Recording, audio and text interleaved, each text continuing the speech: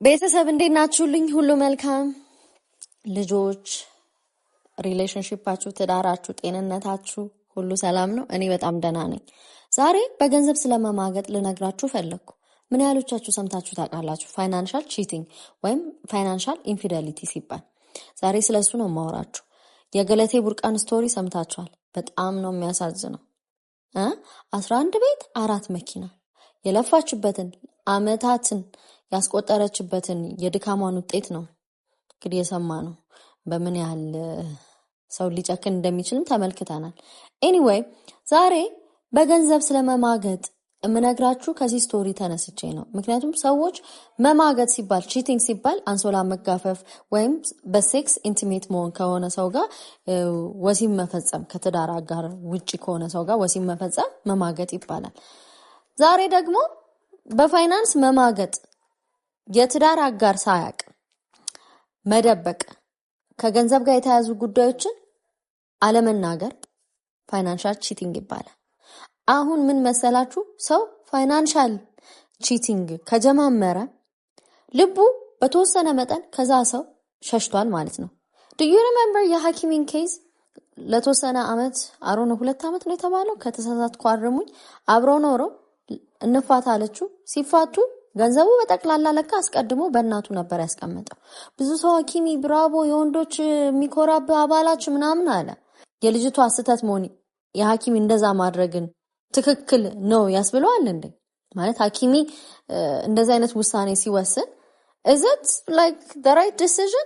መጀመሪያ ማለት ኦኬ ለካ ፕሮባቢሊቲ ይኖራል የፍቺ ልንፋታ እንችላለን የሚል ፖሲቢሊቲ ጭንቅላት ውስጥ ተቀርጾ ነው ማለት ነው የገባው። ማለት ሰው በቃ ልንፋታ እንችል ይሆናል ብሎ ቀምሮ የሚገባ ከሆነ ኦሬዲ 50% የመፋታት ቻንሱን አስፍቶታል። ትዳር ውስጥ እኮ ለፈጣሪ ትተን ነው እንጂ የምንገባው እኮ ኤኒ ታይም እኮ ሰዎች ሊቀየሩ ይችላሉ። እኛ ልንቀየር እንችላለን።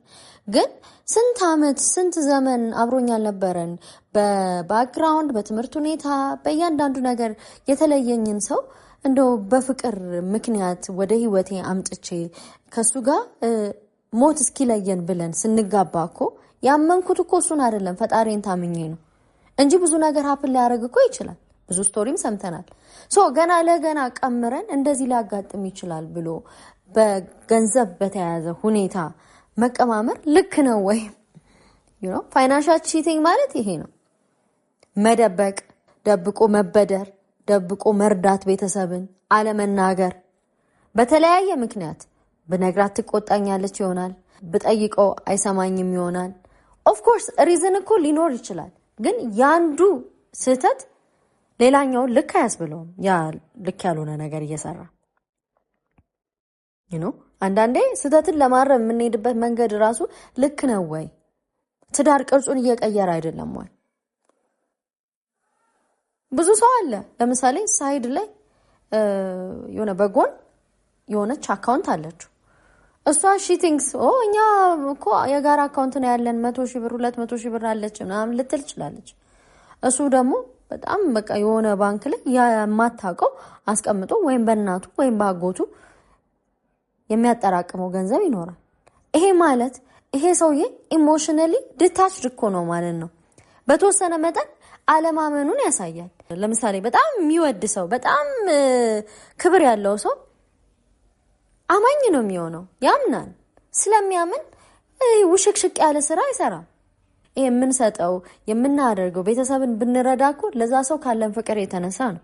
ግን ድብቅብቅ ብሎ ይሄ የሆነ ጨዋታ መጫወት ማለት በተወሰነ መጠን ኢሞሽናሊ ከዛ ሰው ዲስታንት ነን። ያንን ሰው አለማመናችንም የትረስት ኢሹም እንዳለም ያመላክት ነው። አይኖ ብዙ ሪዝን ይኖራል። በተለይ አሁን እህቶች ቤተሰቤን አይረዳም፣ ደስ አይለውም፣ ገንዘብ አይሰጠኝም በሚል ምክንያት በጎን በቃ እየደበቁም ወይም ኢቭን ከባሎቻቸው ኪስ እየሰረቁ ቤተሰብን የሚረዱ ይኖራሉ። ሪዝኑ እኮ somehow it makes sense ይሰጣል።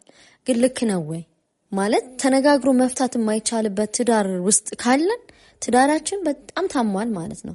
ትዳራችን ለማስታመም ደግሞ የምንሄድበት ርቀት ሌላ ስህተት ከሆነ የባሰ እያሳመም ነው የምንሄደው። ትራንስፓረንት አለመሆን ግልጽ አለመሆንን ነው። ግልጽ አለመሆን ደግሞ እኔ ከውሸት ለይቼ አላየው። ባይ ዘ ወይ ውሸት መረጃን አሳስቶ መናገር ነው።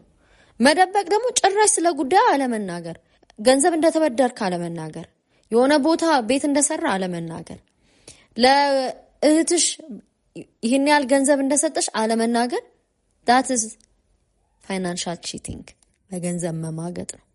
ሰው ምን ያህሎቻችን ነን በባላችን ላይ በገንዘብ በፋይናንስ የማገጥ ነው? በሚስቶቻችሁ ላይ ምን ያህሎቻችሁ እየማገጣችሁ ነው? ምክንያቱም ይሄ ነገር የልባችሁን ጉዳይ፣ የቁርኝት ወይም የኢንቲሜሲያችሁን ጉዳይ፣ የፍቅራችሁን ጉዳይ፣ የታማኝነታችሁን ጉዳይ ስለሚለካ። ሌላ ደግሞ ኢንቨስት ራሱ የሚያረጋለ ሚስት ሳታቅ የሆነ ቢዝነስ የሚጀምር ሚስት ሳታቅ ከጓደኞቹ ጋር ሼር ምናምን የሆነ ከፍቶ እንትን የሚል ወይም ባል ሳያቅ ሪዝን እኮ ይኖራል። ሰው እያንዳንዱ ነገር ይኖራል። ምናልባት የቻይልድሁድ ትራውማ ይኖራል። በልጅነት ያየው እናትየው አምና ስትከዳ አይታ ይሆናል። እናትየው ብቻ ሳይሆን አባትየው ደግሞ የሆነ ድብቅብቅ አድርጎ አንድ ነገር ሲያደርግ አይቶ ይሆናል። እሱ ነገር ከፍ ካልን በኋላ በተወሰነ መጠን ይቅርታ ኢምፓክት ይኖራል። እንደገና ደግሞ የሚሰማው በሶሻል ሚዲያ በሜንስትሪም ሚዲያ የሚሰማው ነገር ሰውን ሊያስፈራ ይችላል ድግፍ ለማለት። ግን እኛ ትዳር ስንጀምር የምንተማመነው ያንን ግለሰብ ነው ወይስ አምላካችንን ነው? ፈጣሪን ተማምነን አይደለም ወይ? እርግጠኛ ሆነን ነው እንደምንገባው? እኔ ባሌ ነገ እንደማያታልለኝ እርግጠኛ ሆኜ ነው ወይም እኔ ራሴ እሱን እንደማላታልለው ጋራንቲድ ሆኜ ነው? ምን ታምኜ ነው? የታመንኩት አንድ እሱን ብቻ ነው። ስለዚህ በገንዘብ መደባበቁ መወሻሸቱ አንደኛ ራሳችን ሁሉን ነገር ኮንትሮል ማድረግ እንደምንችል እየተናገርን ነው። ሁለተኛ በባላችን ወይም በሚስታችን እንዳጠቃላይ በትዳር አጋራችን ላይ ያለን እምነት በጣም ያነሰ እንደሆነ እየተናገርን ነው። ሌላኛው ኢሞሽናሊ ዲስታንት የሆንን እየራቅን በስሜት ከነዛ ሰዎች እየራቅን እንደሆነ ማሳያ ነው። ሌላው የፋይናንሻል ኢንፊዴሊቲ ወይም በገንዘብ መማገጥ የስፔንዲንግ ጉዳይ፣ ይሄ ሴክሬት ስፔንዲንግ በድብቅ ገንዘብ ማውጣት። ለምሳሌ የአዲክሽን ጉዳይ ሱስ ያለበት፣ የቁማር ሱስ ያለበት አለ፣ የመጠጥ ሱስ ያለበት አለ። በጣም ብዙ ማባከን ማውጣት ሾፕ ሆሊክ የሆኑ በእኛ ሀገር እንደውም ያው ካለን የገንዘብ መጠን አንጻር ብዙም ይሄ ነገር ላይ ይታይ ይችላል። ግን በጣም የመግዛት በተለይ እኛ እህቶች በቃ ለጫማ፣ ለልብስ፣ ለሜካፕ፣ ለመዝናናት ገንዘብ ማባከን። ይሄን የሚባክነው ባይዘው ሳንናገር እያልኩኝ ነው። ይሄንን ስናረግ ቤታችን በተወሰነ መጠን እየጎደለ እንደሆነ ማወቅ አለብን አይደለ? ሳንናገር ምናልባት ያ የምናወጣው ገንዘብ ባላችን እኮ ፕላን ያደረገው ወይም ሚስት ፕላን ያደረገችው ይሆናል። ምናልባት አንተ ጋምብል ስታረግ ስትቋመር የምታወጣው ገንዘብ እዛ ጋር የልጆች ትምህርት ቤት ክፍያ ይሆናል ያነሳው። ምናልባት እኔ ለምሳሌ ከባሌ ደብቄ ለጫማዬ ለሆነ ነገር ስገዛ የቤት ኪራይ ሊሆን ይችላል። ይሄ ነገር ምን ያመጣል? ክፍተት ያመጣል። because I'm cheating ፋይናንሻሊ በባሌ ላይ እየማገጥኩ ነው። ትላልቅ ነገሮችን ፐርቼዝ ማድረግ እንደውም አንዳንድ ሰው ድፍረት ምን ታመጫለሽ ብሎ ሚስትን ሳያማክር ለምሳሌ መኪና የቪትስ ነው በቃ ምንድነው እኔ BMW መግዛት ፈልጋለሁ ሳይልም መግዛት ምን ያገባሻል ነው ይሄ። ባይዘው ይሄ አንቺ በቤታችን ላይ ስልጣን የለሽም እያለ ነው በሌላ ቋንቋ። ምክንያቱም መኪናው አለ ያመላለሰው ነው፣ ቪትስ ናት፣ ትሰራለች። ምናልባት ያ ጨምሮ የገዛበት ወይም ደግሞ BYD የገዛበት ወይም BMW የገዛበት ገንዘብ የታቀደው ለሌላ ጉዳይ ይሆናል። ለሚስቱ ሳያማክራት አውጥቶ የሚቀጥለው ቀን ይዞ ሲመጣ እንዴ መኪና ቀይርክ፣ ያ ምንድነው እሷ የምታስበው? በዛ ቤት ላይ ስልጣን እንደሌላት፣ ፓወር እንደሌላት፣ የውሳኔ ሰጭነት አቅም እንደሌላት፣ በሌላ ቋንቋ ደግሞ ፍቅር እንደሌለው፣ ክብር እንደሌለው ነው የምታስበው። በሴቷም በወንዱም እንደዚህ ነው የሚታሰበው። ሰዎች ፋይናንሻሊ ቺት ለማረጋቸው ወይም ይሄ ለድብብቃቸው ለውሸታቸው ገንዘብ በሳይድ ለማስቀመጣቸው የተለያዩ ኢንቨስትመንት ከአጋራቸው ደብቀው ለመጀመራቸው ምክንያት ሚስቴ ትቆጣኛለች፣ ባሌሽ አይለኝም፣ እንደዚህ ነው አይረዳም ምናምን የተለያዩ ምክንያት ሊሰጡ ይችላሉ። ወይም ብድርም ይገባሉ። ባይዘው እኔ ብዙ ማቃቸው ስቶሪዎች ከሚስታቸው ደብቀው ብድር ተበድረው ቤት አስይዘው ማለት ነው ቤት የተቀሙ ቤት ሲቀሙ እሱ ብቻ አይደለም ሰፈር የሚያደርገው ሚስትየው ከነ ልጆቹ ሰፈር ያደርጋሉ። መጀመሪያ ግን አማክሮ አልነበረም የተበደረው። ችግሩ ሲገባ ግን አብሮ ይቸገራሉ። መጀመሪያ ሲበደር አብሮ አልነበሩም፣ ሲቸገሩ ግን አብሮ ቢካዝ ፋሚሊ ናቸው። ዳስ ዋይ እኮ ሁሉ ነገር ሼር ማድረግ አለብን፣ መነጋገር አለብን፣ ትራንስፓረንት መሆን አለብን፣ ግልጽ መነጋገር፣ አለመደባበቅ። እንደገና ችግር ካለ አትረዳም የሚል ነገር ካለ ደግሞ ቢያንስ እርስ በርሳችሁ ተነጋግራችሁ መግባባት ካዳገታችሁ የሃይማኖት አባቶች ሁነኛ ሰዎችን አቅርባችሁ ነገራችሁን ለማስተካከል ሞክሩ።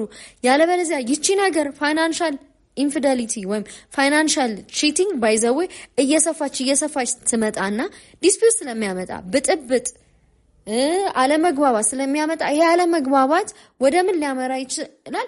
አክቹዋሊ የሆነው ደግሞ ወደ ፊዚካል ኢንቲሜት ወደ መሆን ከሌላ ሰው ጋር አንሶላ ወደ መጋፈፍ። ቢካዝ ይሄ የገንዘብ መማገጥ ኢሞሽናል ቺቲንግም ሊሆን ይችላል። ምክንያቱም ሰው በስሜቱ ሲርቅ ገንዘብ አይደለም ሌላም ነገር ቀላል ነው የሚሆነው። ስለዚህ ከዛ አክቹዋሊ የሆነ ቺቲንግ ይቀጥላል ማለት ነው።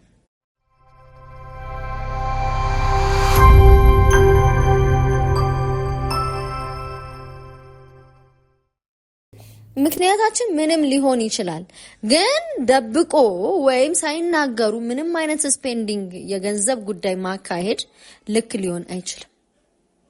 የቁማር ሱስ ያለበት፣ የመጠጥ ሱስ ያለበት፣ እንዳልኳችሁ የተለያየ ሱሶች አሉ። እነዚህ ሁሉ ነገሮች ቤታችንን እያፈረሱት ነው የሚመጡት።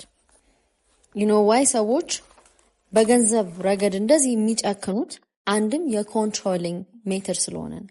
ሰዎች ፋይናንሻል በቤቱ ላይ የበለጠ አቅም አለኝ ብለው ሲያስቡ ማኒስ ፓወር ታውቃላችሁ፣ ገንዘብ ኃይል ነው። ስለዚህ ሞር ፓወር ያገኛሉ። ስለዚህ ጨቁኖ እንደፈለጉ ቤቱን የማስተዳደር አቅም አገኛለሁ ብለው ስለሚያስቡ ነው። ሌላኛው ደግሞ ፕላን ይኖራቸዋል። መጀመሪያ ታርጌት አድርገው ሰዎች የሚገቡት ራሱ ለተወሰነ ጊዜ አብሬ እኖራለሁ፣ ከዛ ገንዘቧን በልቼ ወይም ገንዘቡን በልቼ ላጥ ብዬ ራሴ የምወደው ሰው ጋር ሪሌሽንሽፕ ይኖረኛል፣ ትዳር መሰረታለሁ ብለው ሎንግ ተርም ፕላን ያስቡና ስለዚህ ትዳር ውስጥም ከገቡ በኋላ መደባበቁ፣ መወሻሸቱ፣ በጎን በኩል ብድር መግባቱ፣ ኢንቨስትመንቱ ምኑ ይቀጥላል ማለት ነው። ጤናማ ያልሆነ ትዳር አንዱ መገለጫው ፋይናንሻል ኢንፊደሊቲ ወይም በገንዘብ አቅም የመወሻሸት ያለመተማመን ጉዳይ ይኖራል ማለት ነው። ባይ ዘ ዌይ ሄልዚ የሆነ ሜሪጅ ሄልዚ የሆነ ሪሌሽንሺፕ በገንዘብ ራሱ ትራንስፓረንት ነው፣ ግልጽነት አለ። የሆነ ነገር ልታደርጉ ስትፈልጉ እንደዚህ አስቤ ነበር፣ እናቴን ገንዘብ የላትም አሁን ምን ይመስላል ብንረዳ፣ እንደዚህ ኢንቨስት ማድረግ ፈልጌ ነበር ምን ይመስልሻል፣ እዚህ ቦታ ላይ ንግድ ብጀምር የሆነ እንትን ባቋቋም፣ ይቺ ቪትስ እኔ እንጃ የተሻለ ፈልጊያለሁና what do you think ወይም እሷም ከሆነች በቃ ጫማ አምሮኛል ወይም መኪና እንድትገዛልኝ ፈልጋለሁ ምን ይመስላል እንደዚህ ብናረግ። ምክንያቱም ትዳር ላይ ያንተ ወይም የኔ የሚባል ነገር ሳይሆን የኛ የሚባል ነገር ነው ያለው። በየኛ ውስጥ ደግሞ በእያንዳንዱ ነገር የውሳኔ ሰጭነት እኩል ስልጣን አለን፣ ሚስትም ባሎችም። ስለዚህ እኔ የሆነ ነገር ስፈልግ ስለፈለግኩ ብቻ ወይም ገንዘቡ እኔ ሰርቼ ስላመጣሁት ብቻ አያገባም አይነት መስጠት የለብኝም። ባይዘው ይሄ እኔ ነኝ ሰርቼ ያመጣሁትና አንተ አይመለከትም እንደማለትም ነው። ፎር ኤግዛምፕል እኔ መኪናዬን የገዛሁት እኔ ብሆን ድንገት ተነስቼ ቢዋይዲ መግዛት ፈልጋለሁ ብዬ እሱን ሳላስፈቅድ ቪትሴን ወደ ቢዋይዲ ብቀይር ይሄ ማለት አንተ አይመለከትም፣ አንተ በቤቴ ላይ ፓወር የለም እያልኩትም እንደሆነ መረዳት አለብን። ዩሲ ብዙ ቋንቋ ነው። በገንዘባችን ብዙ እንናገራለን። እንደ ትክክለኛው ሪሌሽንሺፕ ቢሆን ኖሮ ማድረግ የሚጠበቅብኝ ምንድን ነው? ባሌን ይሄንን መኪና ወደዚች ብቀይር ነው። አይሆንም ካለ ካልተስማማንበት ማቆም ነው።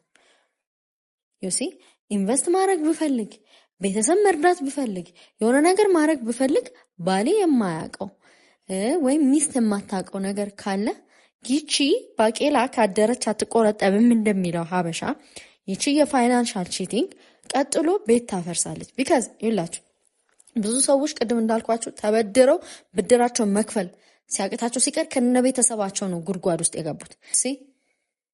ህልውናቸው ነው አደጋ ላይ የጣለው። የልጆቻቸውን መጀመሪያ ቅርቃር ውስጥ ከመግባታቸው በፊት ቁማር ሲቃመሩ ብድር ሲገቡ አላማከሩ ለብቻቸው ነበሩ። ችግሩ ሲገቡ ግን ለብቻ የሚባል ነገር የለም። ስለዚህ ቤተሰባችንም ነው ሰፈር እንዲያደርግ የምናደርገው። ብዙ ሰዎች በዚህ ምክንያት ፕሪዝን የገቡ ራሳቸውን ያጠፉ ቁማሩም ተበልተው መክፈል አቅቷቸው የተገደሉ ከዛ በኋላ ሰፈር የሚያደርገው ቤተሰብ ነው፣ ልጅ ነው። ከዛም ባለፈ ደግሞ ብጥብጥ ይኖራል፣ ጸብ ይኖራል። የገንዘብ ጉዳይ ታውቃላችሁ ምን ያህል ስትረስፉል እንደሆነ። በተለይ ዚስ ዴይስ እንኳን ዘንቦብሽ ነው አይደለ ብዙ ነገር ይከብዳል። በዛ ነገር ላይ ይሄ ሲጨመርበት ብጥብጥ መጣ ማለት ለልጆቹ ስነ ልቦና ራሱ እነዚህ ልጆች ትራውማታይዝድ የሆኑ ልጆች እንዲያድጉ እያደረግን ነው። የሴክስ ኢንቲሜሲ በዚህ ምክንያት አይኖርም፣ ክፍተት እየፈጠረ ይመጣል። ፍቅሩ ላይ በጣም ከፍተኛ ህመም ነው የሚሰጠው። የገንዘብ ችግር አዲሽናል ችግር ይመጣል። እምነት ማጣት ትረስት ኢሹ ይኖራል። ትረስት once it's broken by the way አንዴ እምነት ከተሰበረ ለመጠገን እግዚአብሔር በጸጋው ካልሆነ በስተቀር በጣም ይከብዳል። አስቡት። ከዚህ ባለፈ ደግሞ እንደው በሰላም ደግሞ ተጠቃለለ ካልን በፍቺ ሊቋጭ ይችላል። ይሄ እንግዲህ በሰላም ከሆነ ነው። ግን አንዳንዴ ብዙ ስቶሪዎችን እንደሰማነው የሚያስጠሉ አይነት ተርን ኦፍ ኤቨንትስ ታሪኩ ቅይርይር ብሎ እርስ በርስ ፓርትነሮች እስከ መጎዳዳት በቃ አስቀያሚ የሆነ ታሪክ ሰምተናል። ልጆች እስከ መበተን ጎዳና እስከ መውጣት። ይሄ ሁሉ ምንድነው? ቤተሰብን ኢንቮልቭ ያላረገ ፓርትነርን አጋርን ኢንቮልቭ ያላረገ ገንዘብ በድብቅ እየረዱ እያስቀመጡ ሳይናገሩ ብዙ ቁርቋር ውስጥ መግባት ፋይናንሻል ኢንፊደሊቲ ማለት ይሄ ነው። ስለዚህ ይሄንን ስናገር ምናልባት በእነዚህ አይነት ሲቹዌሽን ውስጥ ያላችሁ ሰዎች ራሳችሁን ተመልከቱና በሐቅ ከአጋራችሁ ጋር ነገሮችን ለመፍታት ሞክሩ። ሰው በገንዘቡም ሊማግጥ ስለሚችል በቃ ልባችሁ የምር ለዛ ትዳር የተሰጠ ከሆነ የምር የትዳር አጋራችሁን ሪስፔክት የምታደርጉ ከሆነ በገንዘብም በጣም ታማኝ መሆን አለባችሁ። እንጠንቀቅ። ከዚህ ሰውረን ራሳችንን ደግሞ እናስለምድ። ግልጽ ለመሆን ላለመዋሸት ትዳራችንን ሪሌሽንሺፓችንን እንጠብቅ። ወዳችኋለሁ። ሰብስክራይብ አድርጉ። ፍቅር ይበልጣል ቻናልን። ኧረ ተው ቶሎ 200,000 እናስገባው። ቪዲዮዎችን ደግሞ ሼር አድርጉ እንጂ እየታዩም አይደለም እኮ ምን ሆናችሁ ነው? መለመን አለብኝ እንዴ? ኤኒዌይ ብድድ አድርጋችኋል።